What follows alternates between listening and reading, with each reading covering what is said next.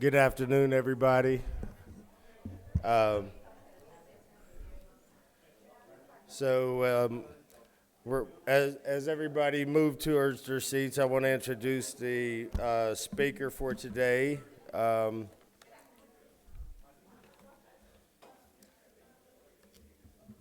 so the next speaker for you all for this next session is going to be Johan Matthews with the Cooperative Development Fund of the Northeast. So. Close enough, Johan. Johan, could you please come up, please?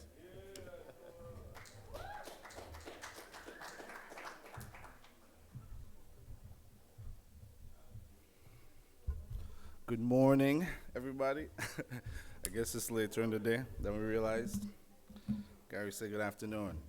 So my name is Johan Matthews, and today we're going to be talking about a few different things, mostly my experience navigating the world of technical assistance and thinking about ecosystems, cooperative ecosystems in emerging communities. But before we dive into all of that, I'd like to give you guys a final opportunity to engage in ecosystem engagement yourselves, right? Which to me is really just about your ability to know and serve your neighbors, okay? So maybe you know your neighbors already, maybe you don't, but I'd like to give you the opportunity to do so, right? So I'm gonna introduce myself once this clicker starts working. We good? Okay. We good, yep. So I want you to, turn to your neighbor. And I want you to, introduce your name, tell them your organization, and I want you to tell them a little bit about which animal represents you today and why, all right? It's a pretty simple, fun little activity. I'll give you a minute. So you're gonna get to know your neighbor, and then you're gonna serve your neighbor by listening to them for a minute, okay? All right, so for me, I'll start again, Johan Matthews. I live currently in upstate New York, small little city called Schenectady. Who can say it? Schenectady. You tried. And yeah. You got it. And so, for me, I'm gonna choose number 3. All right. It looks like snow, but I'm gonna imagine it's sand. All right. For those of you who know, we've been spending a lot of time on the beach, and I've been away from home for a while, exploring different beaches. So I feel really, really sandy. You know what I mean? And so I feel like I'm getting to this point in my journey. I'm stepping off stage and I'm covered in sand. You know what I mean? Even though I'm in a suit. So that's me. I want you to talk to each other and just, again, get to know and serve your neighbor by listening to them, right? Ecosystem engagement, right? All right, go ahead. Yeah, 1 minute. 1 minute to listen to each other, so 2 minutes in total.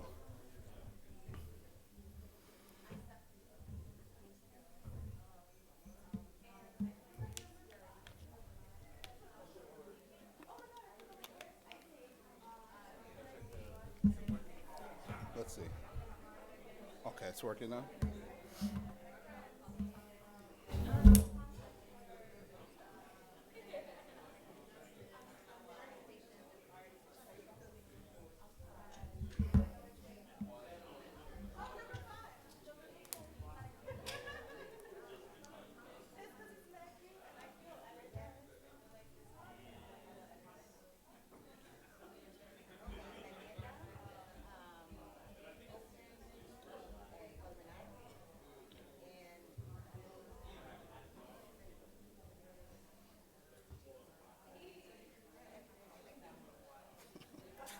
I'm hearing a lot of neighing out there, some number 5s.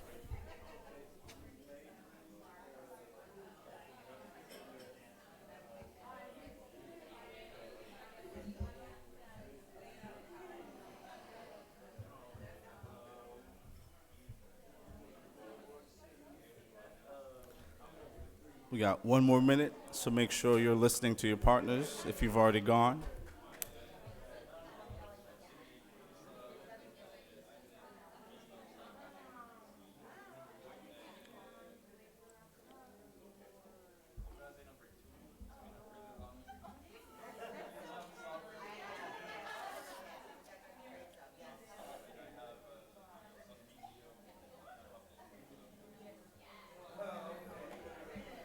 Got about 30 seconds.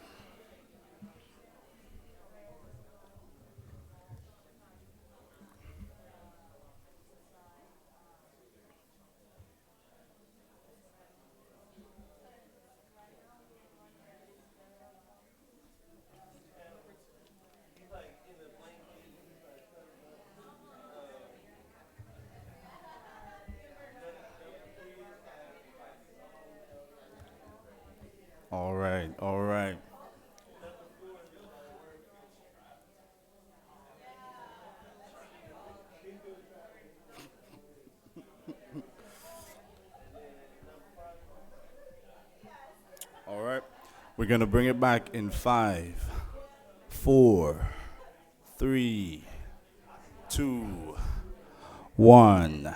All right, everybody, let me get your attention. So, I love this activity. I do it all the time in different contexts. And as I mentioned, I believe it's a simple way to understand what we're talking about when we say ecosystem development, right? All we're talking about is getting to know your neighbors and being able to serve your neighbors, right? So it's really important to understand who your neighbors are, how they're showing up to the room today, right? Where they're coming from. So that's all we're talking about. So you might see some jargon and things like that, but let's keep it as simple as we can, right? We're talking about getting to know and serve our neighbors. So I'm glad you guys got a little bit of that. Let's keep rocking. So, as Gary said, my name is Johan Matthews, and in my life I collaborate with various institutions and local leaders with the intention to facilitate equitable change in emerging communities. And so cooperative enterprise and the development of cooperative enterprise is one of the ways I do so, right? And the Cooperative Fund of the Northeast is one of my partners, right? We've had a relationship for the last 3 years where we've been exploring equity and cooperative enterprise and emerging co-op ecosystems. And how do we bridge that gap? How do we serve these communities and be in better relationship with these communities? And so over the last 3 or 4 years, we've developed our technical assistance program. And I've recognized the value of that program as a learning instrument, right? And so we call it the learning team, and hence the title. As we've grown our approach to facilitating technical assistance, we've been thinking about the learning experience. And we've been thinking about how can we use cooperative enterprise to help people to solve problems in their lives and communities. So how do we center their life in this process, right? And get less technical. So that's a lot of what I'm going to be exploring today. How do we, yeah, there you go, yeah. Right, because we all know there's a technical form to the co-op. Whatever you want to call it, really doesn't matter. Shared ownership, collectives, group economics. We know there's a form to it, but the character, that's what our people are engaged in all over the world, right? So we think about the form and the character.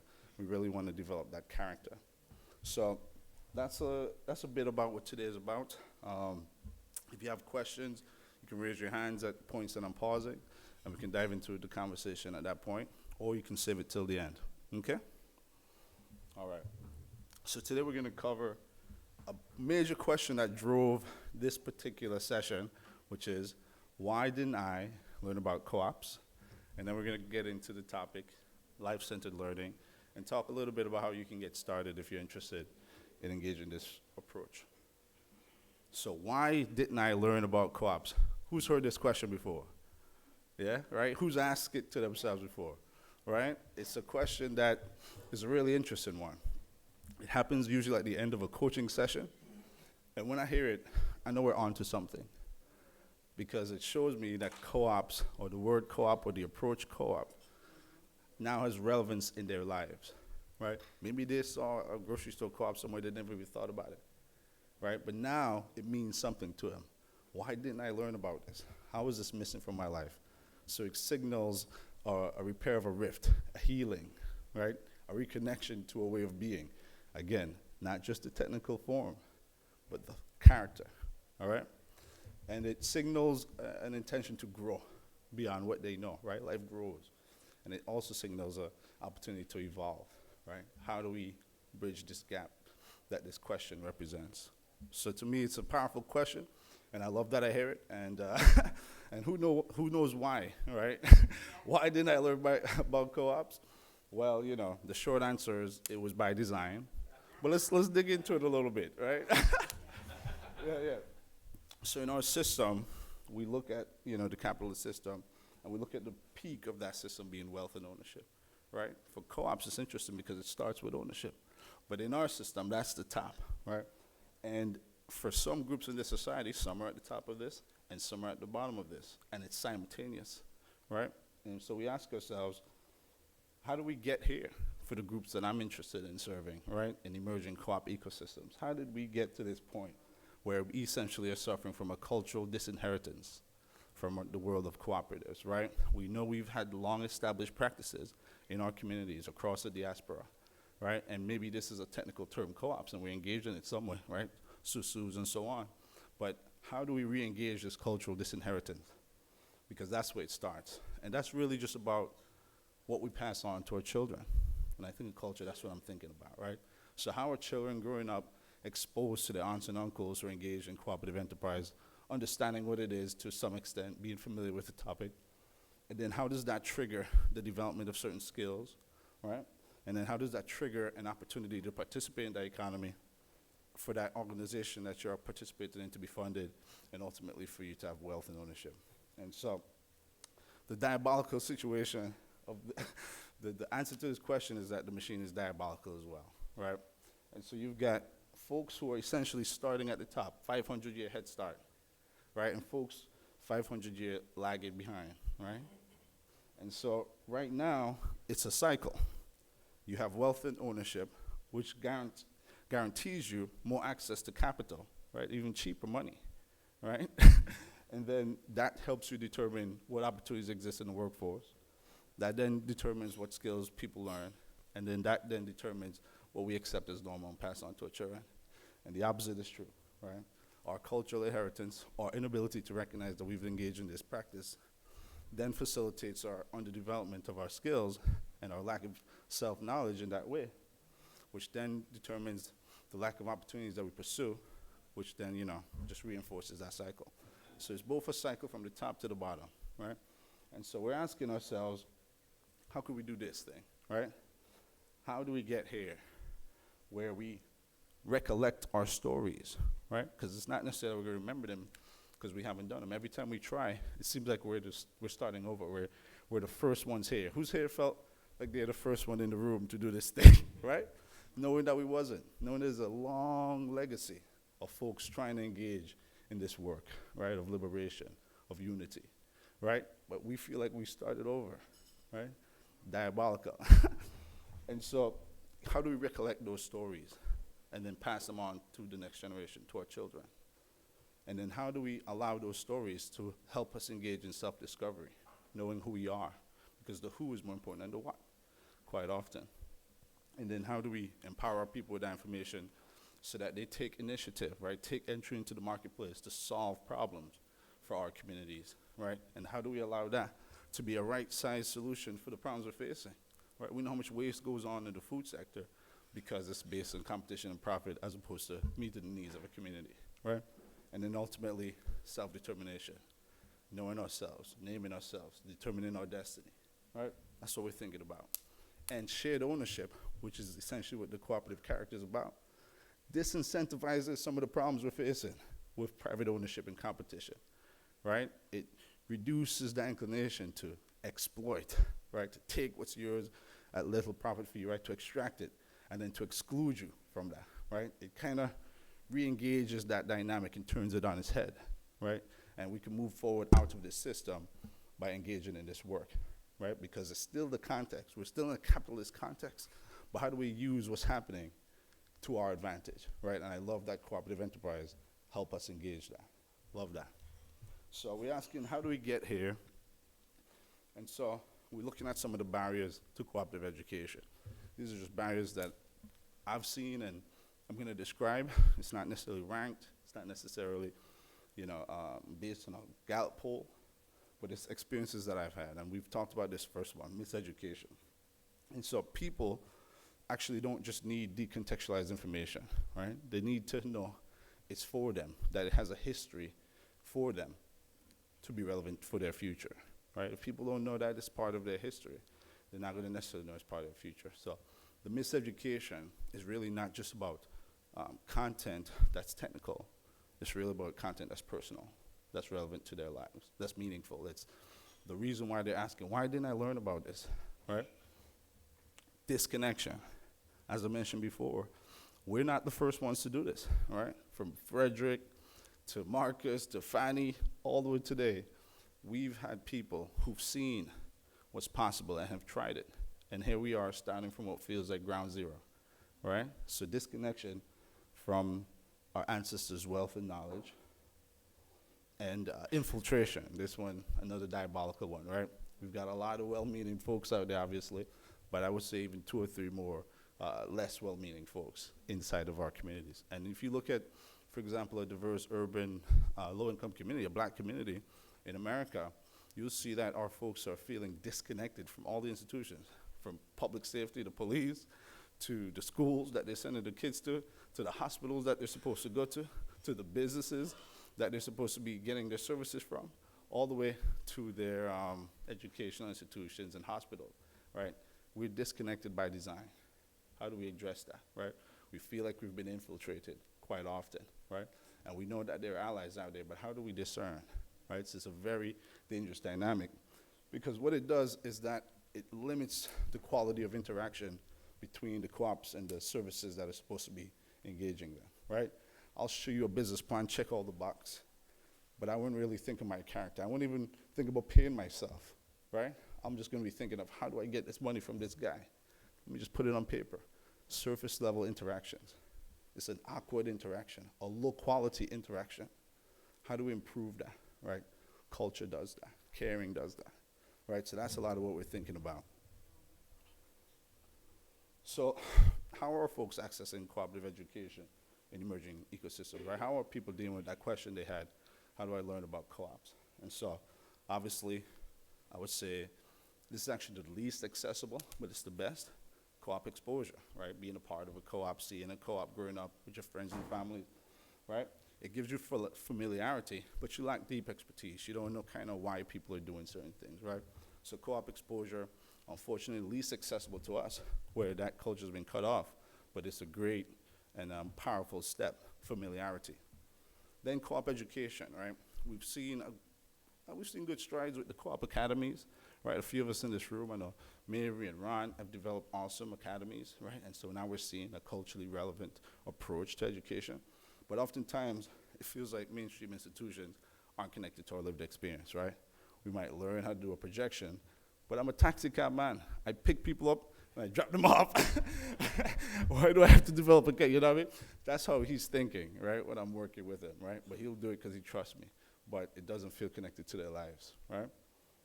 And technical assistance. This is a free service usually, and people sometimes get put off by it, but this is what a lot of our communities have to learn about co-ops, right? They're trying to start a business, and the technical assistance provider is telling them about co-ops for the first time. At least that's been my experience. That's where that question came from, right? So even if it's not necessarily designed for that, that's the role I've seen it played, right? And so this is about, reflection, right? This is about being able to provide a variety of responses to the issue, right? You think about the spectrum of enterprise, all the way to the left, the nonprofit, all the way to the right, the for-profit, and co-ops in the middle. What's the right approach for this situation, right? We can provide that, and we want to help them develop that knowledge as well, right? Being able to reflect on which approach makes sense. So this is kind of also referring to a level of mastery, from familiarity to usage of some information, all the way down to being able to reflect on which choices are better in a given situation when you're thinking about learning. And so the role of technical assistance, as I've mentioned it, is kind of become an educative force. But it also, in my experience, is a force of compliance, right? A lot of the time I realize that I'm helping folks navigate the systems of white hegemony and supremacy, right? To comply with how the system understands their project so that they can speak to it and effectively access the resources. Otherwise, they're stuck, right? And so I say, yeah, I'll help you speak white supremacy. Yeah, absolutely, come here, you know what I mean? And so a lot of that happens. And so we developed an initiative in the learning team that we're calling the Co-op Navigator Fellowship, and it's a way to address this, right? Because we recognize that our nation's legacy of racially motivated economic exclusion has left emerging communities all over the country, specifically the Northeast where we're looking at, without access to culturally relevant co-op development, right? It's a bit sterile, right? It can work, right? But, that's a can of food, right? It's not an apple, okay? You dig? Okay.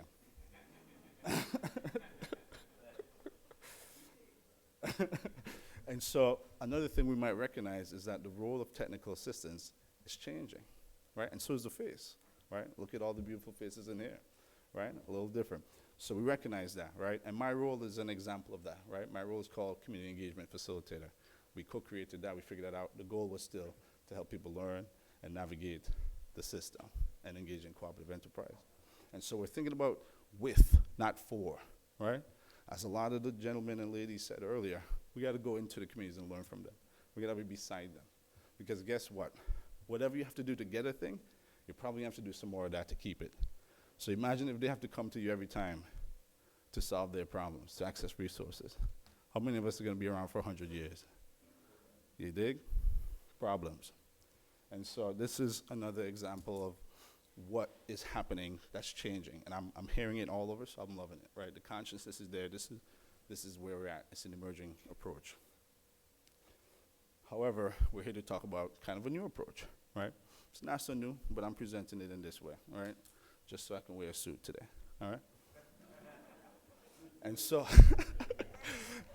fundamentally, life-centered approaches to anything, right? This is a design concept, but we're talking about learning, is regenerative, right? And that just means it's generous, right? It creates, it gives, and it's resilient, right? It heals and grows.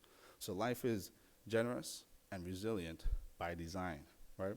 And so how do we emulate that? How do we bring that into our practice, right? What does that really mean to be regenerative? And so these are approaches that facilitate symbiotic interactions. That means between unlike creatures, right?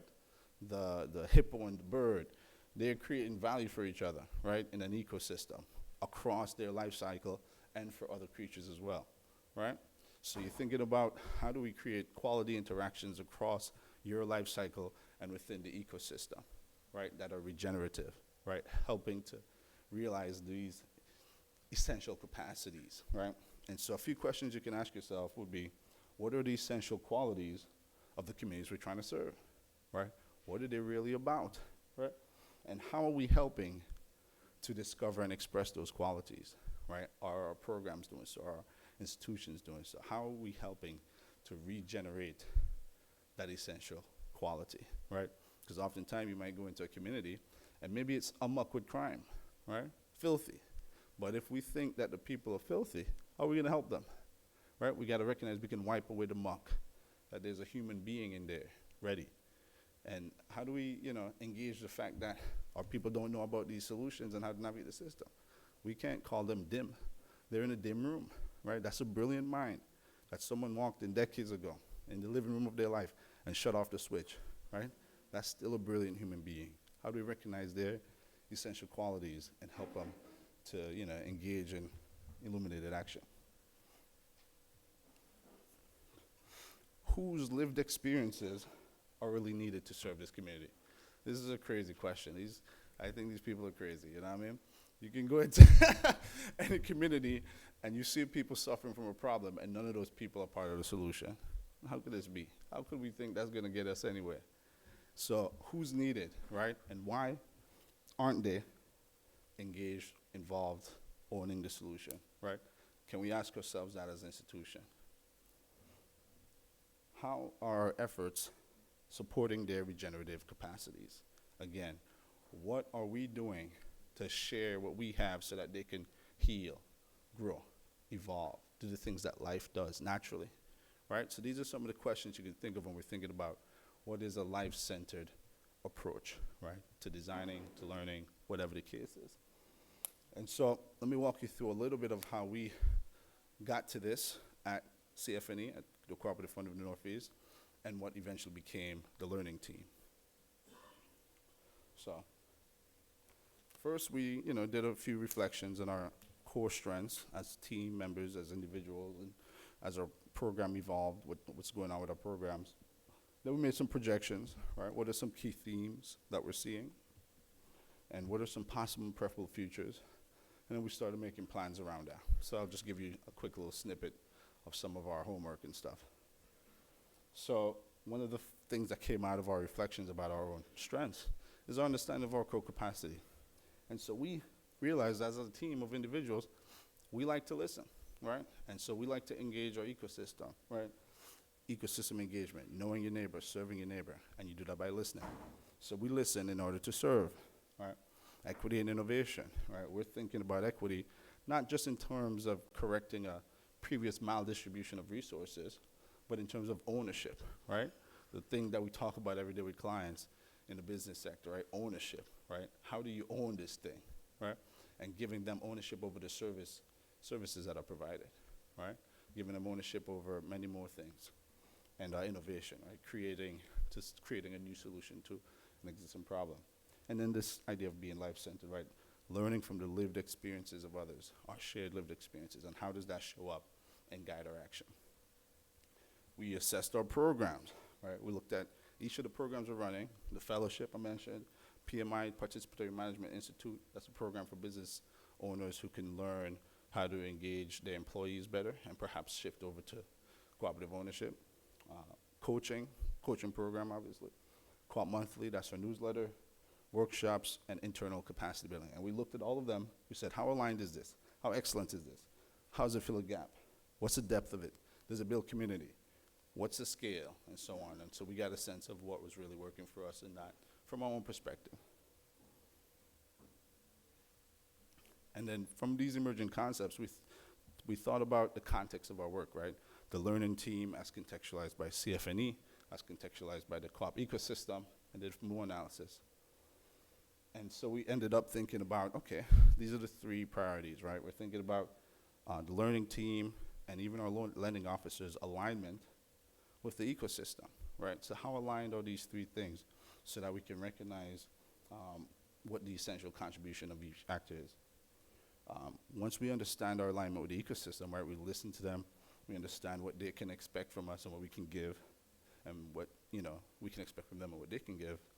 How do we improve our functionality to serve them, right? That's the equity innovation piece. And then sharing that culture.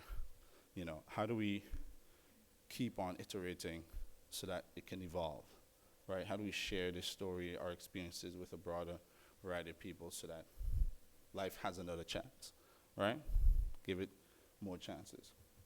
And so we ended with this, right? We're gonna increase the quality and consistency of collaboration with our partners.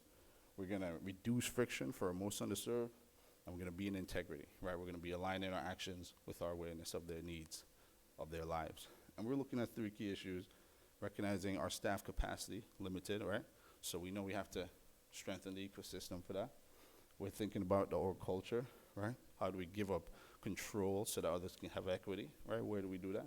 We're thinking about the co-op economy, whether it grows because people are adopting the model, or whether people are abandoning the co-ops and so they need trouble. Either way, you need people, right? So how do we deal with that?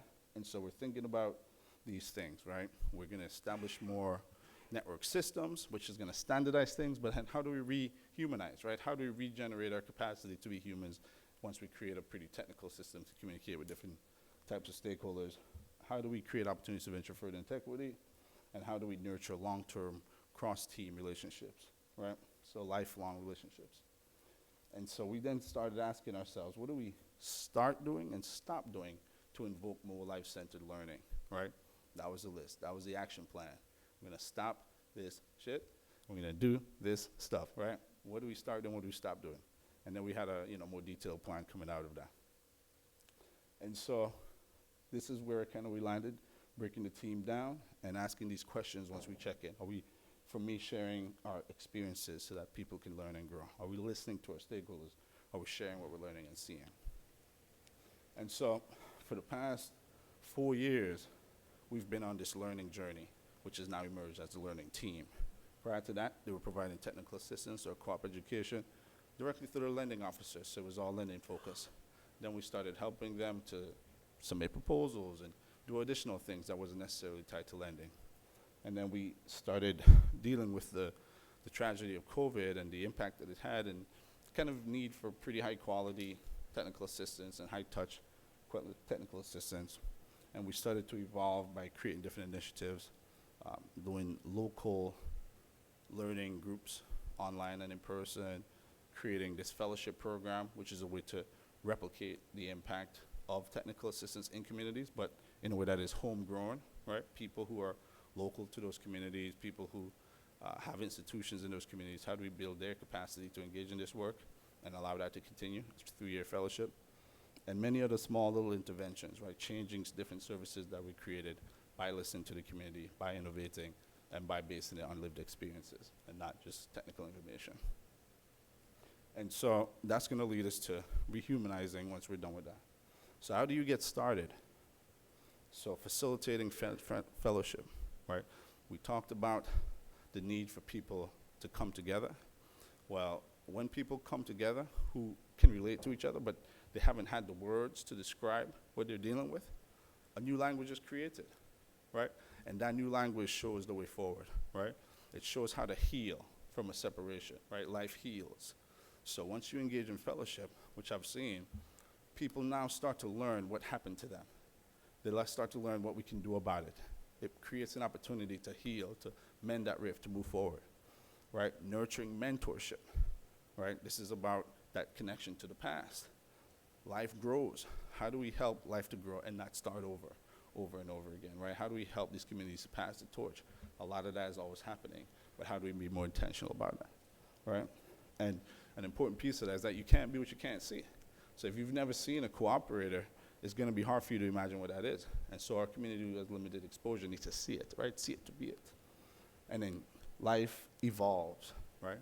Healing, growing, evolving. That interaction with other characters in the story is going to help us to change who we are as well, as institutions and as communities. So how do we grow together, right? So life evolves. How do we engage in co-evolution, right? We do it together. We keep trying, because the story is not over, right? We thought with Malcolm it was over, with Martin it was over, with, it's not over, right? We're still in it, and we're evolving. So a little bit about what we did, and I want to invite you to think about what you could do, right? I want you to take a minute to consider of what you provide to the community that you serve. What could you stop doing to be a little more life-centered, and what can you start doing to be a little more life-centered, right? Again, regenerative, thinking about what are their capacities and how do we help express them? What are our capacities? How do we help express them in the long term? All right, so take a minute, reflect, and then we'll come out with any questions and so on, okay?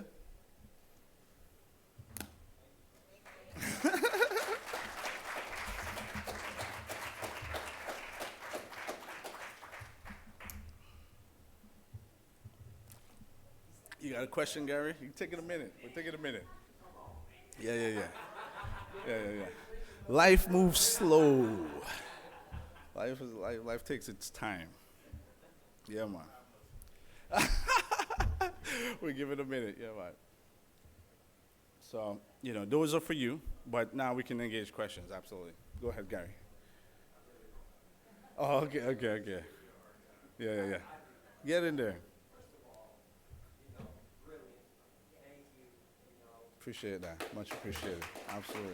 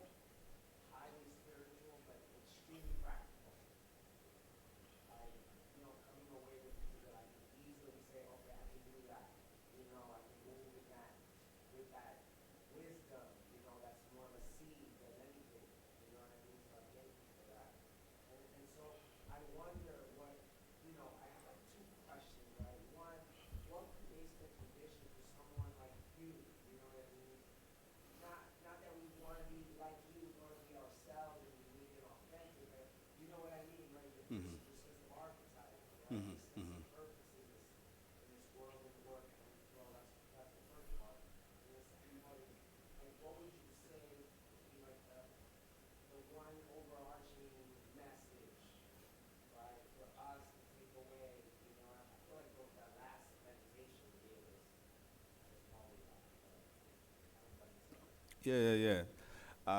I would put it this way. It's definitely life. For me, my life has brought me to a few different places. I grew up in a small island in the Caribbean, and in that context, I was indigenous, right? We didn't have a color-coded system, right? I knew stories of the people who were on that island, right, the Garifuna people, and so I was indigenous. I didn't really know much about it. And so to be indigenous is to be invisible in your homeland. You dig? Today. And so you didn't know about that, right? But you lived like that. And then I was an immigrant, moved to America at 15. And for years, I had the immigrant experience, right? Looking at opportunities, looking at the locals, seeing what's going on, right? And you're blinded to why folks aren't able to seize opportunities in America, right? Because you're an opportunist, right? People don't understand immigrants and opportunists, you know what I mean? And so moving forward like that propelled me. And then I became black. I started to understand. You understand? And so all of a sudden, yeah, I did at 23 years old. But, that's how it happened. And so I have a lot of empathy for these various communities, even if it's in a different context. So I would say it's life, you know what I mean? Life prepared me, nothing special. I just had exposure to a lot of different lives. And then I think, as you can see from my journey, we have to have the courage to evolve. You understand? And so we have to recognize that life evolves.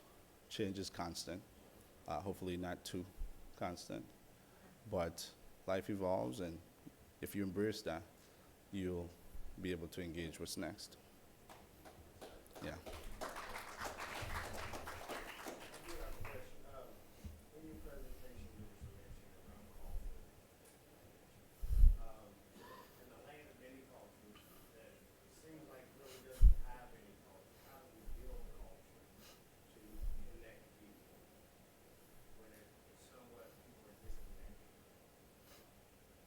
Yeah, well, again, culture is always about an identity, right? It's not about artifacts and information. It's really about what something means to a particular group of people.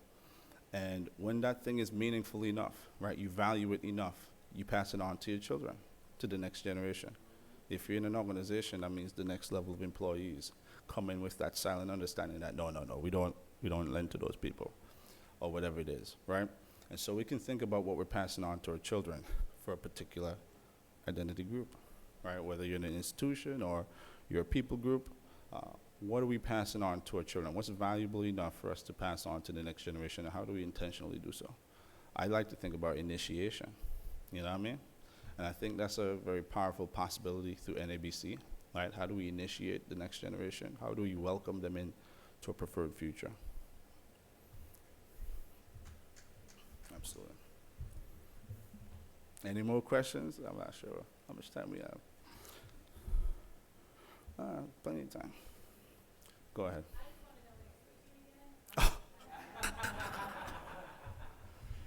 Much appreciated. Thank you for saying that. Go ahead.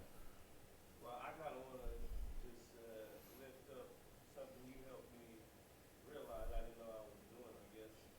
You laid it out really well.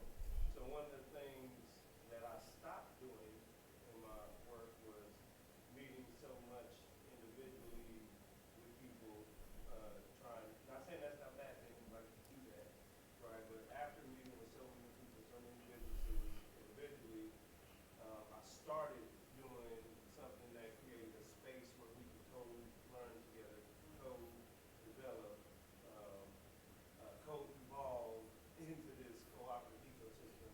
And so that's how I moved from like looking at what I need to stop doing and what I need to start doing so that we can build a stronger, more resilient cooperative culture in a place where I feel like it's a new concept. Absolutely. We need each other. A lot of times I thought, all right, let me help people get the information. Unfortunately, not enough. Let me help them get the money. Definitely not enough. They need each other, you dig? We need each other. Interdependence. All right. We all good? Intertwingling. We got to intertwingle. My man Gary. Credit. All right. So if there are no more questions, I'll be hanging out. Obviously we can chop it up. If there are, welcome. I thank you for your time.